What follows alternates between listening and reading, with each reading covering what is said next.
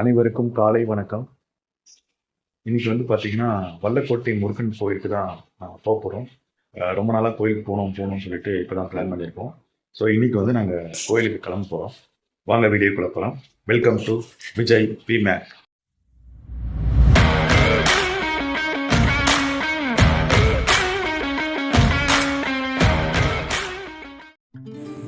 வணக்கம் நண்பர்களே. இன்றைக்கி நம்ம வல்லக்கோட்டை முருகன் கோயிலுக்கு தான் போகலான்னு சொல்லிட்டு பிளான் பண்ணியிருந்தோம். போகிறதுக்கு முன்னாடி வீட்லேயே ஒரு சின்னதாக ஒரு பூஜை ஒன்று போட்டுட்டு கிளம்பலாம் அப்படின்னு சொல்லிட்டு வீட்லேயே ஒரு சின்ன பூஜை ஒன்று போட்டோம். பூஜையை போட்டுட்டு கிளம்புறோம்.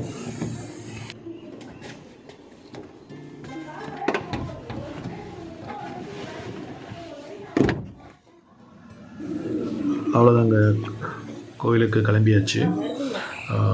காலையிலேயே கிளம்புனா கொஞ்சம் டிராஃபிக் இல்லாமல் இருக்கும்.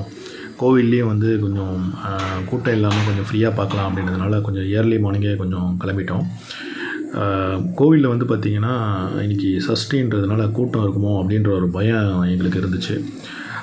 நாங்கள் இன்றைக்கி கிளம்பும்போது சஷ்டின்றது எங்களுக்கு தெரியாது. கிளம்புனதுக்கப்புறம் தான் தெரியும் இன்றைக்கி சஷ்டி அப்படின்றது. ஸோ ஒரு வித பயத்துலையே நாங்கள் போயிருந்தோம். கோவில் எங்கன்னா கூட்டமாக இருக்குமோன்னு சொல்லிட்டு. பட் ஆனால் கூட்டம் அந்தளவுக்கு இல்லை. அது கொஞ்சம் நல்லா இருந்துச்சு. வல்லக்கோட்டை முருகன் கோவில் தொலைவில் இருந்தே அந்த பெரிய ராஜகோபுரம் நம்ம கண்ணுக்கு அழகாக தெரிஞ்சுது. கோவிலில் நுழைஞ்ச உடனே ஒரு காமான அட்மாஸ்பியர் கிடைக்கும். அந்த முருகன் பெருமானை வல்லக்கோட்டை ஆண்டவன் என்ற பெயரில் தான் இங்கே வழிபடுறாங்க. முருகரோட கையில் பார்த்திங்கன்னா ஒரு பெரிய வேல் இருக்கும். அதுதான் இந்த ஸ்தலத்தில் ஒரு முக்கிய சிறப்பு. அந்த வேல் சக்தியையும் துணையும் கொடுக்குமா அப்படின்னு சொல்கிறாங்க. இதோட தல வரலாறுன்னு பார்த்திங்கன்னா சோழர் காலத்தில் கட்டப்பட்ட கோயில்னு சொல்கிறாங்க. புராணத்தில் முருகப்பெருமான் அசுரர்களை வென்று தர்மத்தை நிலைநாட்டிய இடம் இதுதான் அப்படின்னும் சொல்கிறாங்க. அதனால தான் இதுக்கு வல்லக்கோட்டை அப்படின்ற பேரும் வந்துச்சு. ஒவ்வொரு ஆண்டும் பார்த்திங்கன்னா தைப்பூசம், அப்புறம் கந்த சஷ்டி, பங்குனி உத்திரம் மாதிரியான விழாக்கள் ஆயிரக்கணக்கான பக்தர்கள் இங்கே தரிசனம் செய்கிறாங்களாம். அந்த நாட்களில் கோவில் பார்த்திங்கன்னா ஒரு பண்டிகை மாதிரி இருக்கும் அப்படின்னு சொல்கிறாங்க. இன்று நாங்கள் போனபோது பார்த்திங்கன்னா ஒரு அமைதியான சூழ்நிலை இருந்துச்சு. மன அமைதியாகவும் சந்தோஷமாகவும் இருந்துச்சு. குடும்பத்தோடு ஒரு நல்ல நேரம் நாங்கள் அந்த கோவிலில் கழித்தோம். அப்புறம் அங்கே ஸ்டால்ஸ்லாம் கூட போட்டிருந்தாங்க.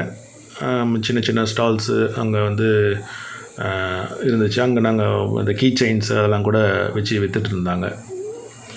அப்புறம் பிரசாதமும் அங்கே பக்கத்துலேயே ஒரு கடை மாதிரி போட்டு அங்கே விற்றுட்டு இருந்தாங்க. அதில் லட்டு எல்லாமே இருந்தது. ஸோ நாங்கள் அதெல்லாம் வாங்கலை.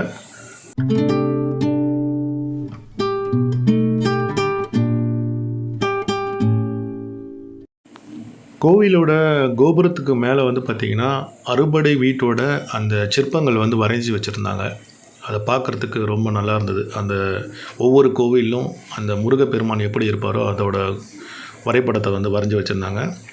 இந்த கோவிலோட ஒரு டிஸ்பிளேவும் வச்சுருந்தாங்க. அதோட மாதிரி படிவம் ஒரு அழகாக வச்சுருந்தாங்க. அதுவும் நாங்கள் சாமியை பார்க்கும்போது பார்த்திங்கன்னா அந்தளவுக்கு கூட்டம் ஒன்றும் வரலை. ஆனால் அதுக்கப்புறம் பார்த்திங்கன்னா கொஞ்சம் நேரத்துலேயே கூட்டம் அப்போ தான் கொஞ்சம் கொஞ்சமாக வர ஆரம்பிச்சது. ஏன்னா சஷ்டின்றதுனால கொஞ்சம் கூட்டம் லேட்டாக தான் வர ஆரம்பிக்குது கொஞ்சம் கொஞ்சமாக. ஸோ நாங்கள் முன்னாடியே சாமியை கொஞ்சம் ஃப்ரீயாக பார்த்ததுனால நல்லா தரிசனம் பண்ண முடிஞ்சது எங்களால். கொஞ்ச நேரம் கோவிலே ரிலாக்ஸ் பண்ணிவிட்டு அப்புறம் கிளம்பலான்னு வெளியே வந்தோம். அங்கே கோயிலுக்கு வெளியே பார்த்திங்கன்னா ஒரு அழகான ஒரு குளம் இருந்துச்சு. கோயிலுக்கு வெளியவே கோயிலோட குளம் இருந்துச்சு.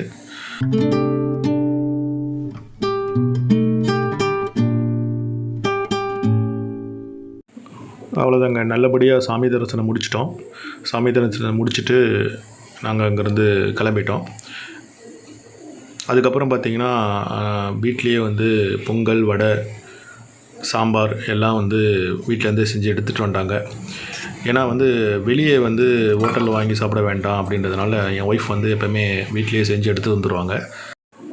ஸோ கோவில் ரிட்டன் வீட்டுக்கு வரும்போது வர வழியிலே ஓரமாக ஒரு இடத்துல வண்டியை நிறுத்திட்டு ரிலாக்ஸாக சாப்பிட்டுட்டு அதுக்கப்புறம் அங்கேருந்து கிளம்புனோம்.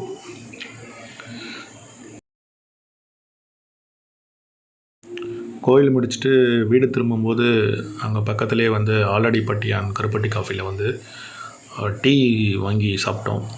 ஃபேமிலியை கொஞ்சம் ரிலாக்ஸ் பண்ணிவிட்டு, ஏன்னா மார்னிங் டைம்ன்றதுனால வீட்டுக்கு போகிறதுக்கு முன்னாடி ஒரு டீ சாப்பிட்டு போனால் நல்லாயிருக்கும் அப்படின்றதுனால அங்கே ஆலடிப்பட்டி அண்ட் காஃபியில் வந்து ஒரு டீ சாப்பிட்டோம். அந்த க்ரௌடு அந்த இது அட்மாஸ்பியர் பார்க்குறதுக்கு ரொம்ப அழகாக இருந்துச்சு, எனக்கு ரொம்ப பிடிச்சிருந்தது. ஸோ அங்கே டீ சாப்பிட்டுட்டு கிளம்பலான்னு சொல்லி டீ வாங்கி வந்து சாப்பிட்டோம். டீ சாப்பிட்டு முடிச்சுட்டு சின்னதாக ஒரு ஷாப்பிங்கும் பண்ணிவிட்டு வெஜிடபிள்ஸ்லாம் வாங்கிட்டு வீட்டுக்கு கிளம்பிட்டோம். அப்புறம் வந்து கருப்பட்டி காஃபி, டீ, அப்புறம் சின்னதாக ஒரு ஷாப்பிங் எல்லாம் சேர்ந்து ஒரு சூப்பர் ஹாப்பி டேவாக இருந்துச்சு.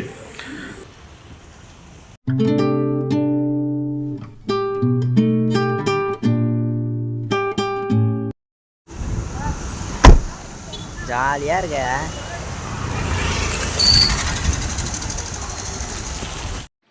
கோயில் பயணங்கள் நல்லபடியாக முடிஞ்சிச்சு. அடுத்த ஒரு சூப்பரான வீடியோவில் நம்ம சந்திப்போம். பாய்.